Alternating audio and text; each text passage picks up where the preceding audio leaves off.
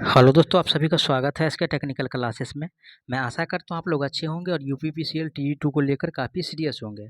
तो चलिए दोस्तों, आज का ये क्लास 2 होगा इंटरनेट एंड नेटवर्किंग का। इसे पिछला वाला क्लास आप लोग नहीं देखे हैं तो प्लेलिस्ट में जाकर के चेक कर लीजिए। कंप्यूटर का अलग से दोस्तों प्लेलिस्ट बना हुआ है, आप लोगों को वहाँ पर सारा वीडियो मिल जाएगा।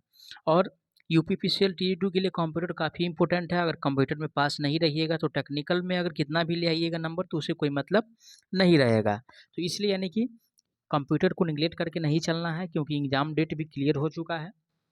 ठीक है, आप लोग एडमिट कार्ड भी डाउनलोड कर चुके होंगे, तो इसलिए आप सिर्फ यानी कि फोकस कीजिए जो एग्ज़ाम में जो क्वेश्चंस बनेगा, ठीक है, किस प्रकार से बनता है उस पे ध्यान दीजिए, ताकि आप लोगों को एग्ज़ाम में दिक्कत ना हो। चलिए स्टार्ट करते हैं पहला प्रश्न से। पहला प्रश्न है, जब एक ईमेल किसी यूज़र द्वारा ये दूसरे यूज़र को भेजा जाता है तो प्रेषक को आमतौर पर भेजा गया ईमेल किस फ़ोल्डर में मिलेगा? ठीक है, यानी कि जो फ़ोल्डर होता है वो कहाँ पे मिलता है? तो अगर भेजा गया अगर बात कर रहा है तो भेजा गया जो ईमेल होता है, और वो फ़ोल्डर जो दोस्तों जो मौजूद होता है वो सेंट में होता है। किस में होता है? तो सेंट में होता है। ऑप्शन किस में दिया है? तो ड्रॉप में नहीं होता है, ना इनबॉक्स में होता है, ना आर्काइव में होता है। ठीक है, ये जो मौजूद होता है वो सेंट में होता है, जो कि ऑप्शन डी में है। करेक्ट आंसर की बात किया जाए तो ऑप्शन इसका डी सही हो जाएगा। अगला प्रश्न पे चलते हैं। अगला प्रश्न दिया हुआ है, क्वेश्चन प्रकार निम्नलिखित में से कौन सा एक वैध ईमेल पता नहीं है? ठीक है, यानी कि ईमेल का जो वैध पता जो है, ठीक है, वो सही वाला यानी कि हमको पहले जानना है, उसके बाद जो गलत है उसको यानी कि चूज करना है। तो सबसे पहले क्या होता है, तो सबसे पहले दोस्तों देखिए, एक दो पॉइंट है उसको ध्यान में रखिएगा। एट द रेट जो है ना वो एक ही बार आना चाहिए। अगर दो बार प्रयोग किया गया है एट द रेट का, ठीक है, अगर दो बार प्रयोग किया जाएगा तो समझना कि वो गलत वेद है, यानी कि ईमेल नहीं है। सिर्फ एक बार ईमेल होना चाहिए, ठीक है ना। नंबर से कोई मतलब नहीं है, तो स्मॉल या कैपिटल से कोई लेटर या अल्फ़ाबेट से कोई मतलब नहीं है, लेकिन सिर्फ एट द रेट जो है, जब ईमेल को यानी कि लिखा जाता है तो उस टाइम सिर्फ एक होना चाहिए। ठीक है, ए में कह रहा है कि ऑप्शन ए में जो कहा रहा है ये ईमेल सही है, वेद फंक्शन। उसके बाद ऑप्शन बी में भी कहा रहा है ये भी सही, वेद फंक्शन है। और ऑप्शन जो सी में कहा रहा है इसमें डबल यानी कि एट द रेट का प्रयोग किया गया है, तो इसीलिए ऑप्शन सी वाला जो होगा गलत हो जाएगा। और यानी कि जो पता नहीं है यानी कि वेद फंक्शन जो नहीं है उसी को पहचानना था, तो राइट आंसर जो होगा ऑप्शन इसका सी सही हो जाएगा। क्या सही हो जाएगा भैया? तो सी सही हो जाएगा, क्योंकि सी में जो दिया हुआ है, ठीक है, Rekha at the rate me on at the rate Gmail, यानी कि कहने का मतलब इसमें दो दो बार जो है जी मेल का प्रयोग किया गया है, तो ये वेद फंक्शन नहीं है। तो राइट आंसर जो होगा ऑप्शन इसका सी सही हो जाएगा।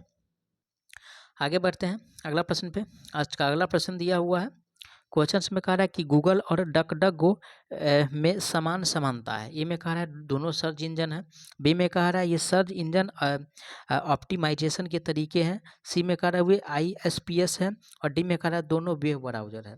तो वेब ब्राउज़र तो कह नहीं है भाई। तो देखिए दोस्तों, गूगल और डक डक गो की अगर बात कर रहा है, ठीक है, तो ये दोनों दोस्तों जो है एक प्रकार का यानी कि सर्च इंजन है। क्या है? तो सर्च इंजन है। और ऑप्शन किस में दिया है? Search engine. तो ये जो दिया हुआ है वो ऑप्शन ए में दिया हुआ है, सर्च इंजन। करेक्ट आंसर की अगर बात किया जाए तो ऑप्शन इसका ये सही हो जाएगा।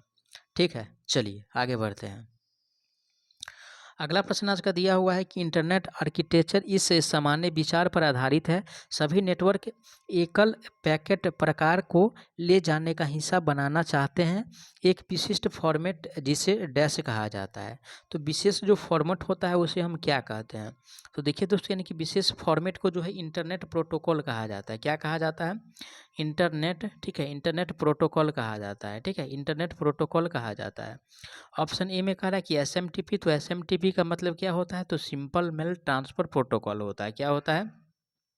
सिंपल, ठीक है, सिंपल मेल ट्रांसफ़र प्रोटोकॉल होता है।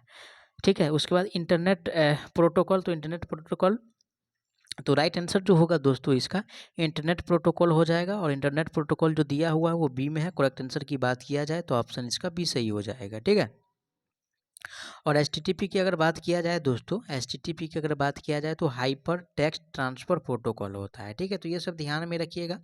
HTTP का फुल फॉर्म, SMTP का फुल फॉर्म, TCP का फुल फॉर्म, FTP का फुल फॉर्म, सब एग्जाम में आप लोगों से जो है एक एक करके क्वेश्चन पूछ सकता है। कोई हो सकता है मैं भी फुल फॉर्म से भी क्वेश्चन आ जाए, तो इसलिए जो है उसको ध्यान में रख के चलना है। अगला प्रश्न पे चलते हैं। अगला प्रश्न दिया हुआ है, क्वेश्चंस में कह रहा है, ध्यान से समझिएगा, बहुत बड़ा प्रश्न है लेकिन जान तो सब नहीं लग रहा है। उपयोगकर्ताओं द्वारा प्रत्यक्ष सक्रिय प्रबंधन के बिना कंप्यूटर सिस्टम संसाधनों, विशेष रूप से डेटा स्टोरेज और कंप्यूटिंग पावर की ऑन डिमांड उपलब्धता है। यह शब्द आमतौर पर इंटरनेट पर कई यूजर्स, देखिए यहाँ पे लिख दिया है कि कई यूजर्स के लिए उपलब्ध डेटा केंद्रों का वर्णन करने के लिए उपयोग किया जाता है। तो देखिए दोस्तों, यानी कि कई यूजर के लिए जो मेनली रूप से जो प्रयोग किया जाता है ये क्लाउड कंप्यूटिंग का, किसका? क्लाउड कंप्यूटिंग का, ठीक है। यानी कि क्लाउड जो कंप्यूटिंग है उसके लिए, यानी कि कई लोगों के लिए ये यूजर्स के रूप में जो है ये क्या होता है तो उपलब्ध होता है। तो ऑप्शन जो होगा राइट सी सही हो जाएगा, क्योंकि सी में जो दिया हुआ कम ये यानी कि क्लाउड कंप्यूटिंग दिया हुआ है, ठीक है। चलिए अगला प्रश्न पे चलते हैं। अगला प्रश्न दिया हुआ है कि ईमेल का उपयोग करके फाइल अटैचमेंट भेजने के बारे में कौन सी कथन गलत है, ठीक है। तो गलत वाला हमको पहचान करना है। ए में जो दिया हुआ है क्वेश्चंस में कह रहा है कि ईमेल सर्वर और ईमेल क्लाइंट अक्सर अटैचमेंट के आकार में सीमित रहते हैं, ठीक है। क्या कह रहा है भाई? ये तो सही है। बी में कह रहा है कि पावर पॉइंट प्रेजेंटेशन को ईमेल का उपयोग करके अटैचमेंट के रूप में भेजा जा सकता है, एकदम भेजा जा सकता है। सी में कह रहा है कि अटैचमेंट किसी भी प्रकार की फाइल हो सकती है जिसमें वीडियो हो सकता है, फाइल में शामिल हो सकता है, चाहे ऑडियो हो, कुछ भी हो सकता है, तो ये भी बात ठीक है। डी में कह रहा है वर्ड डॉक्यूमेंट, डी में कह रहा है कि वर्ड डॉक्यूमेंट और एक स्प्रेडशीट फाइल को एक ईमेल में अटैचमेंट के रूप में नहीं भेजा जा सकता है, तो क्यों नहीं भेजेंगे। और गलत वाला हमको पहचानना था, तो गलत जो दिया हुआ है वो ऑप्शन डी में दिया हुआ है, ठीक है। करेक्ट आंसर की अगर बात किया जाए तो ऑप्शन इसका डी सही हो जाएगा, है ना। राइट आंसर जो होगा डी सही हो जाएगा। आगे बढ़ते हैं नए प्रश्न पे। नए प्रश्न दिया है कि पब्लिक स्विच्ड टेलीफोन नेटवर्क के पारंपरिक सर्किटों पर जो है वॉइस, वीडियो, डाटा और अन्य नेटवर्क सेवाएं के समकालिक डिजिटल प्रसारण के लिए संचार मानकों का एक सेट क्या है, ठीक है। तो किसका कह रहा है सेट? तो संचार मानकों का कह रहा है, ठीक है। संचार अगर मानकों की अगर सेट की अगर बात किया जाए दोस्तों, तो संचार मानकों का जो सेट है ये यानी कि ISDN होता है। क्या होता है? ISDN होता है, ठीक है। ISDN होता है। और ISDN किस में दिया हुआ है? तो ऑप्शन सी में दिया है। करेक्ट आंसर की अगर बात किया जाए तो राइट आंसर जो होगा ऑप्शन इसका सी सही हो जाएगा, ठीक है। चलिए अगला प्रश्न पे चलते हैं। अगला प्रश्न जो दिया हुआ है क्वेश्चंस में कह रहा है कि वेब ब्राउज़र के बारे में क्या सत्य नहीं है, ठीक है। यानी कि गलत वाला इसमें भी कह रहा है कि कौन सा सत्य नहीं है। तो ए में कह रहा है कि यह यूजर्स को इंटरनेट के संसाधनों तक एक्सेस करने में सक्षम बनाना, ठीक है। तो इसके द्वारा क्या होता है तो सक्षम।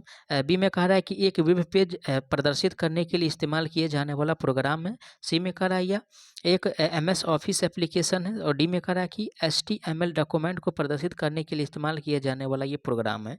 तो ये सरासर गलत दिया हुआ है, ठीक है। यानी कि सत्य नहीं है इसके बारे में। किसके बारे में? तो वेब ब्राउज़र के बारे में। तो करेक्ट आंसर जो होगा ऑप्शन डी सही हो जाएगा।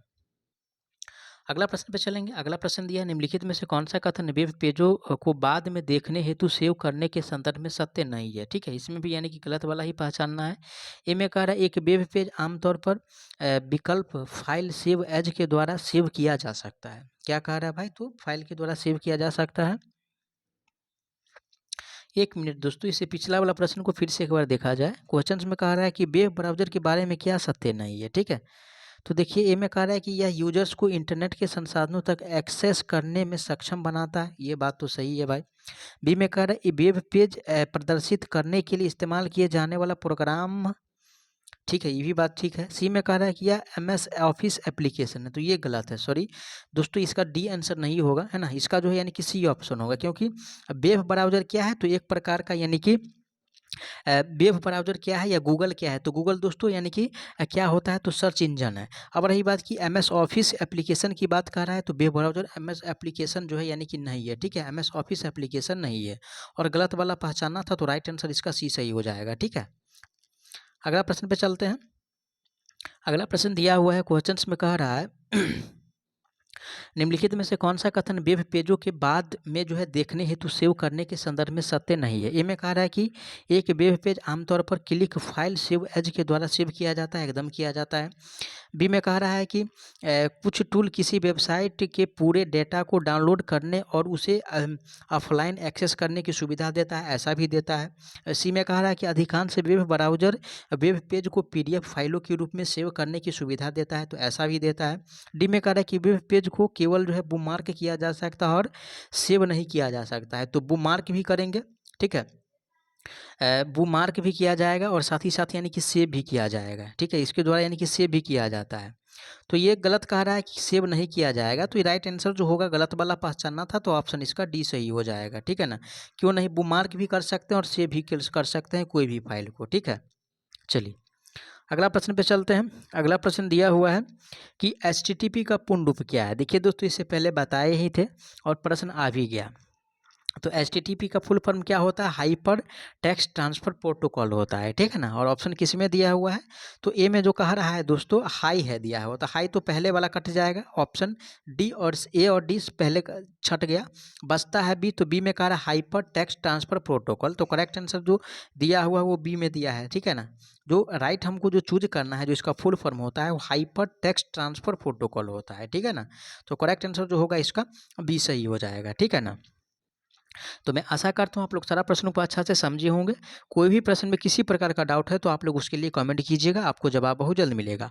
और कल दोस्तों इंटरनेट एंड नेटवर्किंग का महामैराथन क्लास होगा, लगभग जो है 50 से 100% देखने का प्रयास करेंगे, तो आप लोग जो है कल वाला वीडियो जरूर देखिएगा। तो चलिए मिलते हैं नेक्स्ट पार्ट में, तब तक के लिए जय हिंद।